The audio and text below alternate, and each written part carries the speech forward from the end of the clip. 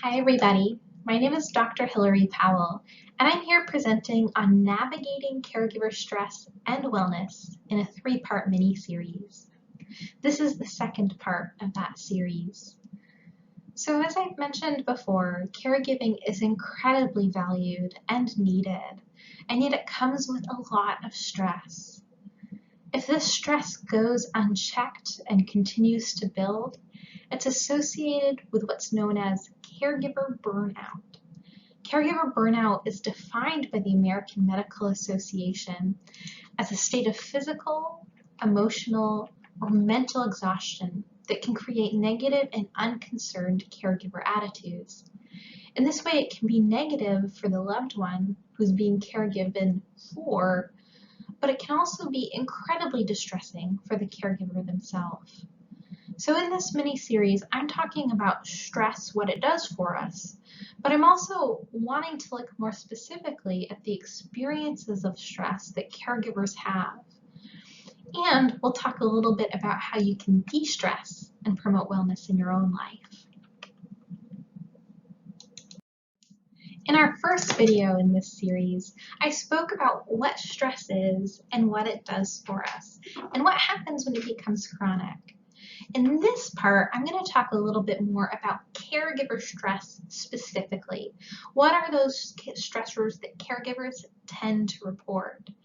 And we're going to spend some time looking at your stress and thinking about how is that caregiving stress showing up in your life. So let's start here by talking about the risk factors associated with caregiver stress. Now, it's really important to note that when I say risk factors, this doesn't imply a causal reaction. So if you experience a risk factor in your life, that doesn't necessarily mean that you're going to have the negative outcome that's associated with it. Risk factors simply imply that these situations tend to be more predictive of poor health outcomes, both mental health outcomes and physical outcomes. So let's look at these risk factors and let's break them down by the situation and by the caregiver. So if we look at the situation, we know that there's a handful of risk factors that study after study points to as being associated with higher levels of caregiver stress. So we know that numbers spent caregiving is a part of this equation, as you might imagine. The more work, the more labor you're putting into caregiving, the more stressful it's going to be. The more opportunities there are to experience stress. This is closely linked with the next point here. Living in home with your loved one who needs care is also associated with higher levels of caregiver stress. Similarly here, there are more opportunities for stress to present itself and fewer opportunities to relax when we're living with our loved ones. We also know that when we're providing caregiving for a loved one who displays kind of a variety of what's known as neuropsychiatric symptoms, this is also presented as a risk factor. So these neuropsychiatric symptoms have to do with kind of mental health symptoms, as well as some symptoms more related to things like dementia. So anxiety by the loved one for whom caregiving is being provided, agitation, if that person is disinhibited, so that means kind of engaging in saying things that maybe you would normally not say or doing things you would normally not do. Aggression, so if that person's displaying some aggressive and unpredictable behaviors. And if that person is demonstrating sleep disturbances, right, they can't really sleep at night, they might get up and kind of go about their own business. These experiences, these situations that a loved one might have in their life can be more stressful for a caregiver.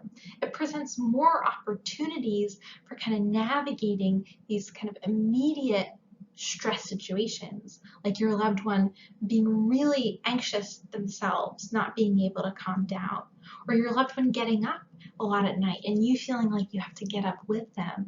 You see, again, these can be stressful moments for a caregiver to navigate. There are also some risk factors that we can tie back to the caregiver specifically. So we know that one of the biggest risk factors, one of our important red flags, warning flags that can come up, is if a caregiver is reporting that they feel isolated, that they spend all of their time with their loved one, but they don't really have the connections they used to have. That can be a warning sign. It's associated with higher levels of caregiver stress. We know that financial concerns related to caregiving or just of one's own can also be a big factor. Caregiving itself can make it so that someone's not maybe bringing home the same amount of money that they have to. Maybe you have to quit a job. Maybe you have to find work that only fits a certain schedule. Maybe you're paying a lot of bills associated with your loved one's expenses, what's going on in their lives. This can be incredible financial burden to navigate. We know that lack of coping skills and pre-existing mental health conditions for the caregiver is also an important risk factor here. So if you're already depressed, if you're already anxious, if you already have insomnia or a substance use disorder, this can make it harder to deal with those stressors that come up with caregiving, particularly if you haven't already learned a good array of coping skills for dealing with mood changes and stress in your life. All right, so now I'm going to turn the focus back on you, and we're going to be going through the Caregiving Stress Self-Assessment put out by the American Medical Association. So this assessment states that caregivers are often so concerned with caring for their relatives' needs that they lose sight of their own well-being. Please take just a moment to answer the following questions. So I'm going to have you grab a piece of paper and a pen or a pencil and number that paper 1 through 18. You can pause me and come back to me when you're ready. Next, what I'm going to ask you to do is answer yes or no for each of the following statements. Are you ready? Number 1, during the past week or so, I've had trouble keeping my mind on what I was doing. Yes or no? Number 2, during the past week or so, I felt I couldn't leave my relative alone. Yes or no? By the way, these might be hard to put into that box of yes or no. It might be a kinda, maybe. But I'm going to ask you to put what you're closer to. Are you closer to a yes or are you closer to a no? Number 3, during the past week or so, I've had difficulty making decisions. Number 4, during the past week or so, I felt useful and needed. Number 5, during the past week or so, I've felt completely overwhelmed. Number 6, during the past week or so, I've felt lonely. Number 7, during the last week or so, I've been upset that my relatives have changed so much from their former self. Number 8, during the last week or so, I've felt a loss of privacy or personal time. Number 9, during the past week or so, I've been edgy or irritable. Number 10, during the past week or so, I've had my sleep disturbed because of caring for my relative. Number 11, during the past week or so, I've had crying spells. Number 12, during the past week or so, I've felt strained between work and my family responsibilities. Number 13, during the past week or so, I've had back pain. Number 14, during the past week or so, I've felt ill, like headaches, stomach aches, or the common cold.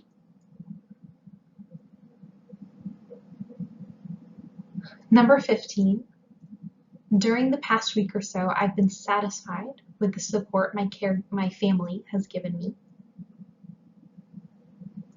Number 16, during the past week or so, I've found my relatives' living situation to be inconvenient or a barrier to care. And now for the last two questions, it's going to be a little different. Instead of yes or no, you're going to be rating it 1 through 10. So number 17, on a scale from 1 to 10, with 1 being very healthy to 10 being very ill, please rate your current health compared to what it was this time last year. And number 18, on a scale from 1 to 10, with 1 being not stressful and 10 being extremely stressed, please rate your current level of stress. Okay.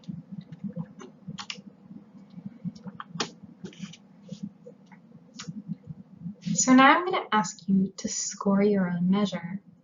So I want you to give yourself 1 point for each yes on questions 1 through 3, 5 through 14, and 16. I want you to give yourself 1 point for each no on questions 4 and 15. You got that?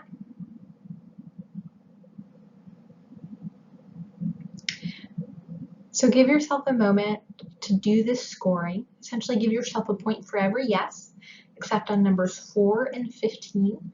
I want you to give yourself a point if you wrote down no. Okay, so time for how we're going to evaluate this rating. You can pause me if you're not ready yet. So if you scored 10 or more, or if you had a yes on numbers 5 or on number 11, your caregiver stress is considered to be very high. Now this is a bit of an arbitrary cutoff. That's not to say that there's no basis behind it. But of course, if you have a 6 and you feel super stressed, then you're super stressed. You're the one who can determine that for yourself. But this is to help cue you off to say, ooh, actually, it looks like, oh, I am at an 11.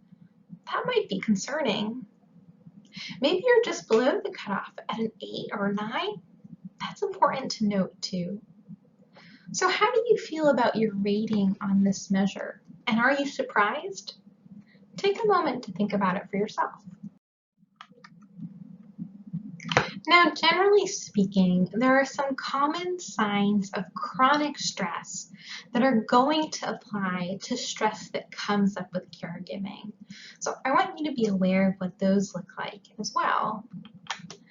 So we know that things like mood changes, changes in your sleep patterns, changes in your appetite or weight, lots of body and headaches, substance misuse, social withdrawal, concentration changes, poor immune response, loss of interest, or cutting back in activities that normally bring you pleasure, or difficulty relaxing.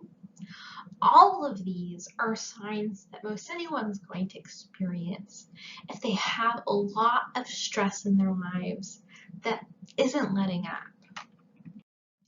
In addition to these common indicators of chronic stress, caregivers tend to report some common stressors for them that are unique to the caregiving experience. So let's look at what those are. So one of the first things that caregivers tend to report, study after study, anecdote after anecdote, is that caregiving is a process that you can't just clock out of. You're not just done with caregiving at the end of the day. Now, we talked earlier about how a risk factor for caregiver stress is a greater number of hours spent caregiving. Well, the number spent caregiving can be a little bit murky. Of course, there's that direct time you might spend with your loved one, but there's a lot of time outside of that that can be spent caregiving, whether that's coordinating appointments, planning kind of future steps, or even worrying about your loved one. You can't just turn it off. This is time that you spend caring for your loved one. And this is certainly the case, for example, for long-distance caregivers. Maybe you're not putting in that physically present time with your loved one, but you spend all day worrying about how they're doing and trying to maybe set up their appointments, set up their services. This is time spent caregiving. In addition to this, again, the boundaries around your work time as a caregiver aren't just like a job. This is a labor of love that we can provide. And so it's something that we might be called on in any hour of the day to provide. That provides ample opportunity for stress events to happen, but it also makes it hard to relax and to wind down. Now, a second common experience that caregivers report is this feeling of guilt. This sense that they're not doing enough for their loved one. Or maybe they get snippy with their loved one. Or maybe they wish they didn't have to provide this amount of caregiving for their loved one. These are all common reports of caregivers, and they tend to make folks feel guilty. And guilt can impact how we're feeling. It can impact our mood, and it's associated with mood states like depression. Another common experience that caregivers report is this sense that they kind of forget how to take care of themselves.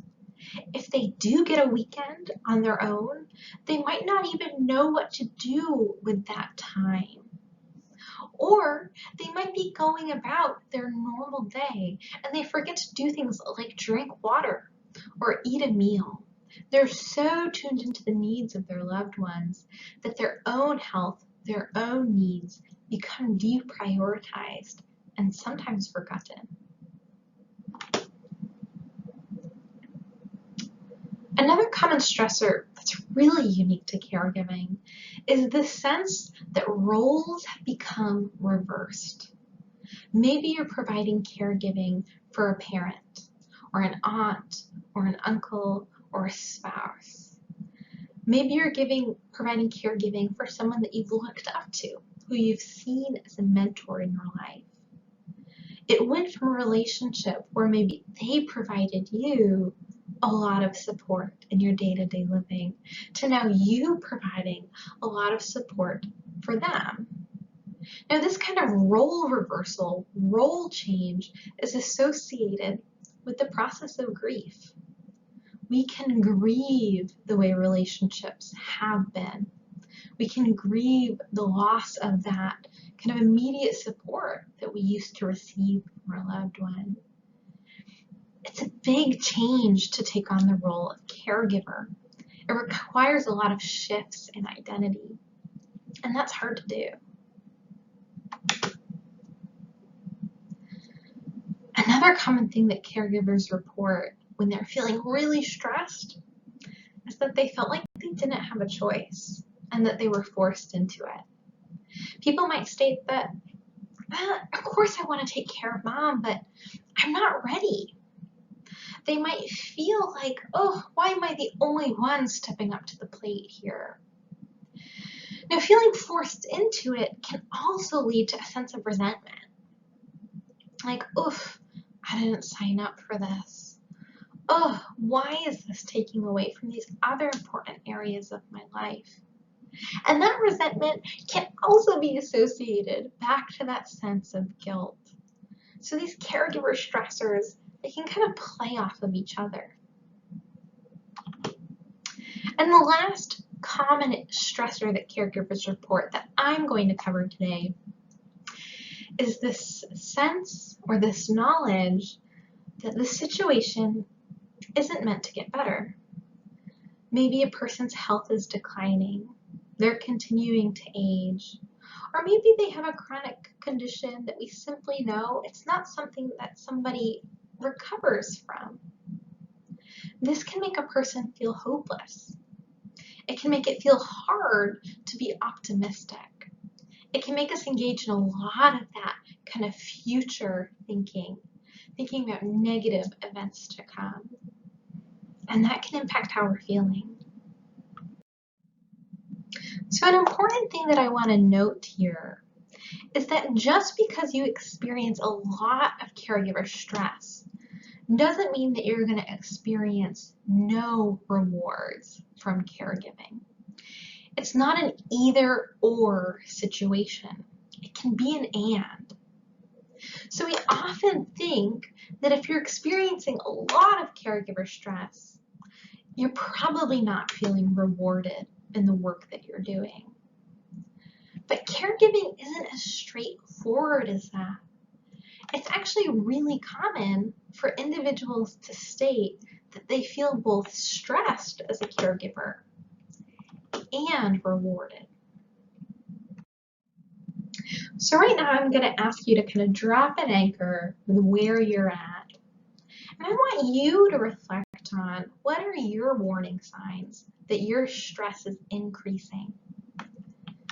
So just to review, some of the common signs that people might see are that they're having changes in mood. So I want you to ask yourself, when you're experiencing a lot of caregiver stress, do you become more irritable? Maybe you're quicker to snap. Maybe you become sad and withdrawn. Or maybe you become really tense and anxious. It's probably a little bit of A, B, and C, but just note for yourself what kinds of mood changes might be a warning sign that your stress level is increasing. Maybe you notice that when your stress level is increasing, your body feels different. Maybe you notice that you're getting more aches and pains, you're stiffer. Maybe you start to have kind of more GI issues, you start to have more upset stomachs, for example. What does that look like for you, and where do you hold tension when you're stressed out? What about your thinking? Do your thoughts change? A lot of people report a tendency to ruminate when they're feeling stressed out. Ruminating is when we keep thinking, and we can't seem to stop thinking. It feels like we're overthinking. Maybe we're thinking so much that we can't fall asleep. Maybe we start to have more negative thoughts about ourselves, that we're bad people, we're bad caregivers. Maybe we have negative thoughts about others, like we get cranky with the doctors that we're dealing with, or even upset with our loved one that we're caregiving for. Maybe we start to have all these negative thoughts about the future, or our mind becomes really nostalgic for the past, and we can't be in the present. Notice what it's like for you. What kinds of thoughts do you have when you're feeling really stressed? Now also here, do you act differently? Do you stop engaging in your favorite hobbies? Do you stop connecting with your friends? Do you kind of take inwards and become a bit more reclusive? What changes in your behavior when you're feeling really stressed? Maybe you use more substances, you drink more. Maybe you forget to eat. So if these 4 categories of warning signs seem familiar, you might remember in our first part, I talked about there are 4 ingredients that we can generally talk about when we're talking about emotions.